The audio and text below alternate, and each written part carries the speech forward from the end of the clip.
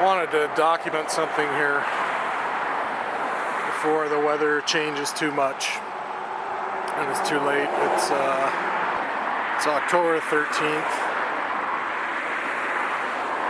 2016. As you can see here, it's a pretty urban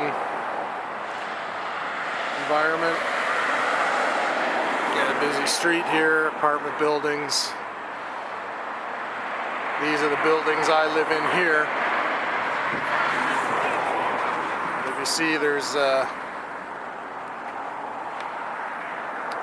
nice park here. Hopefully there's not too much wind noise here. This is one good thing about the city of Toronto is the amount of green space we have here. So just going to take you to a little spot.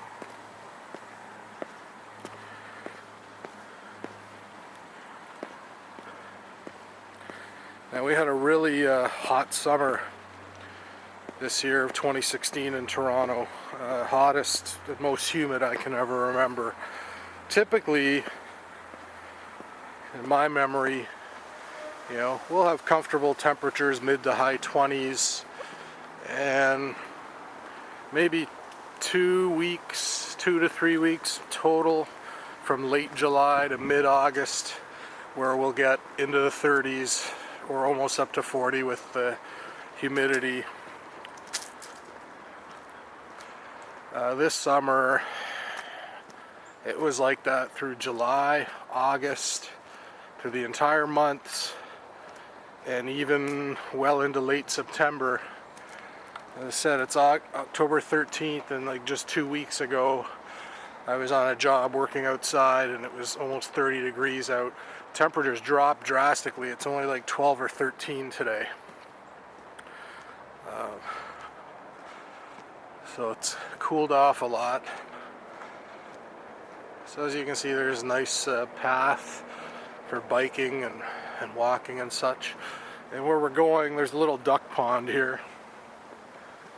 So you remember, you just saw a few seconds ago how far my apartment buildings were. Now you get to this point and you kind of forget that you're in the city. And I mean, if you look up, you can still see the top of the building there. But there's almost an illusion of being in the country here. You don't hear the traffic, you don't hear the noises. And there's quite a nice, I think this pond is man-made, but it was nicely made anyway.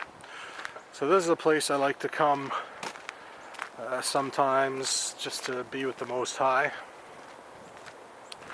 and to think about things, pray. And I hadn't come, I think the last time I came was like in June, and then I started working a lot, and you know, with the heat and everything, didn't want to come out on the Sabbath days or on my days off. Now I came back just this past Sabbath, and I was shocked to see what happened.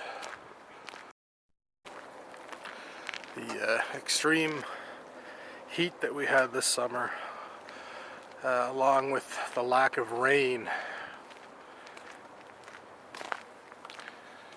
This is what's happened to the pond here.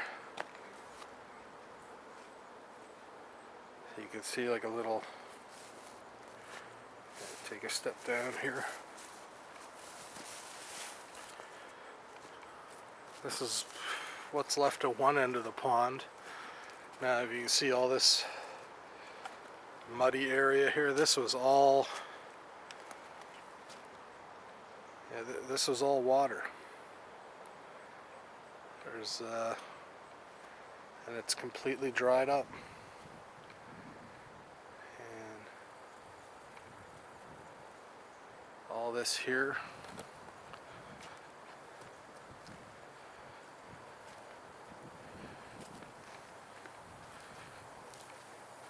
where that log, both those logs were submerged in water. This part in the center was like an island. You had to swim across, or at least wade through the water to get across. this is what's left.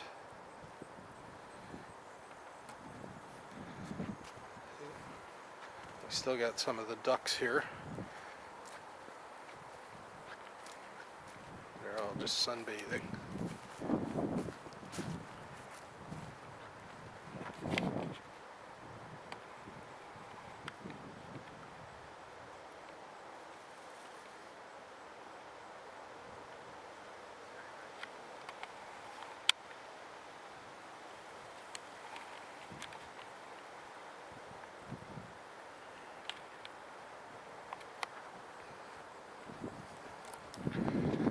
Take a little walk around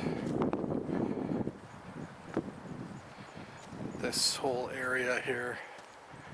It's incredible how much it's dehydrated. Now some people might say this is global warming. I don't buy into that fantasy. It just happened to be a really hot summer, and it definitely had an impact on this little pond here. I'm going to walk over onto the island here. So again, you can see all this mud. That's because this is all submerged underwater.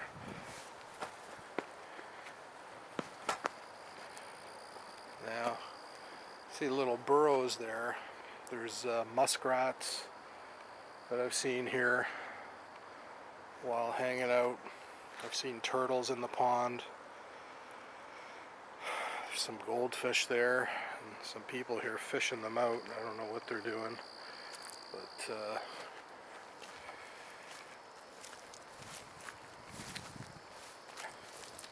can see all the ground is cracked here. And this was all submerged. As I said, this piece of land here was an island. It was all water.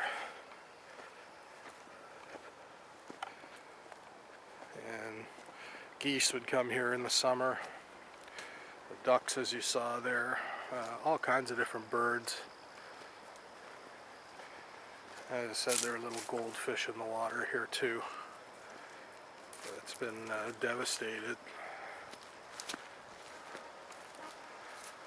Of course, you'd see squirrels.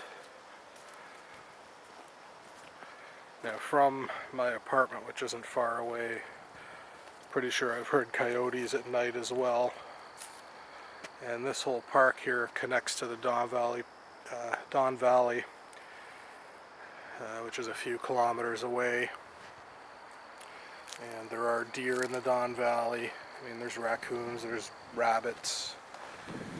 So here's a little bit of the water that's left. Again, this came all the way through here and around. You can see here, this was all full of water. I'm not sure what's happening.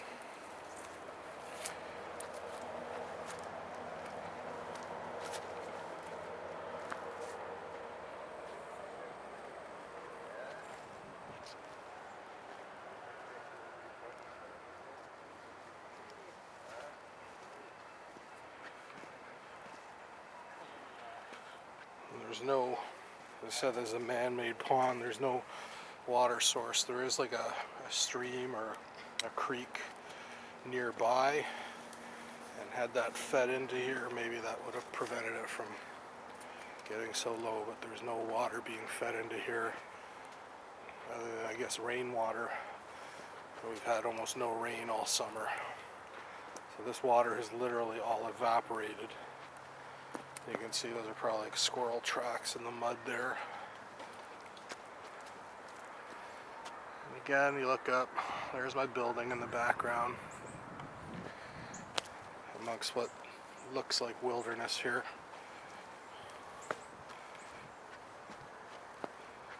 Sometimes you see the goldfish up near the edge of the water in the shallow parts, but not seeing any.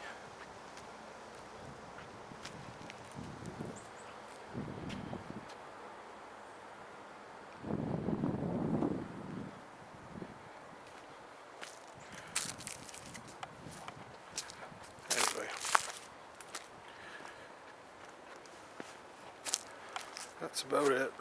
That's the spot I wanted to share. Hopefully, well, we'll see. I think Farmer's Almanac is calling for a really cold winter with a lot of snow, and then others are saying they're expecting a really mild winter. Now maybe if there's a lot of snow and it melts, the pond will be restored by next spring, unless city workers have to come in and add water.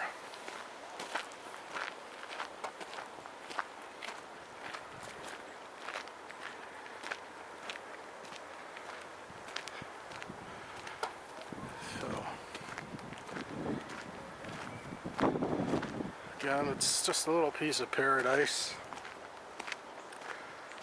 It's not very wide. It's probably less than I don't know, half kilometer from north to south, and a lot of hill. But it does go very far east to west. So that's it. Shalom.